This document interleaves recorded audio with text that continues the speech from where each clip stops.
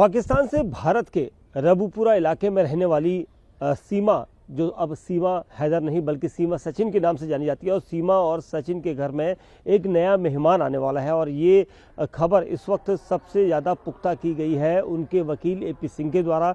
AP Singh ने खुद बताया कि सीमा हैदर के घर में खुशियाँ आने वाली है, सीमा और सचिन मीना के घर में खुशियाँ आने वाली है और वो एक मामा एक बार फिर बनेंगे। ये यहाँ पर एपी सिंह का दावा किया गया है। मैं फिर से एक बार मामा बनूंगा और 2024 में सीमा सचिन मीना के घर खुशी आएगी, ये और खुशी की बात है। आपको जानकारी दे दें कि सीमा पहले सीमा हैदर बनकर भारत आई थी। भारत के नोएडा में रबूपुरा इलाके में रही थी।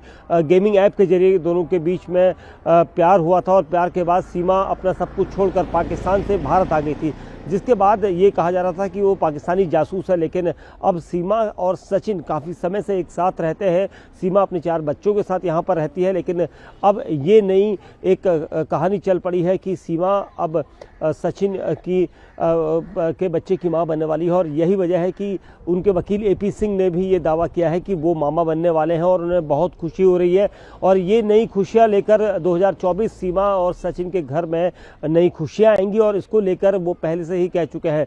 हालांकि सीमा अब तक इस पूरे मामले में खुलकर बात नहीं कर रही, लेकिन ये उनके वकील के जरिए ये कहा गया है कि सीमा सचिन के घर में 2024 में खुशियाँ आने वाली हैं और ये खुशियाँ ऐसी हैं कि वो मामा बनने वाले हैं। एक बार फिर सीमा के प्रेग्नेंट होने की अफवाह चली थी, लेकिन उस वक्त सीमा ने इस पूरे मामले पर नकार दिया था। लेकिन इस बार उनके वकील एपी सिंह, जो काफ़ी समय से उनके केस को देख रहे हैं और उनके साथ लगातार उनके घर भी जाते रहे हैं, उन्होंने सीमा से राखी भी बंधवाई है और इसी वजह से उनका ये दावा यहाँ पर कहा जा सकता है कि वो वाकई में सच यहाँ पर बोल रहे हैं।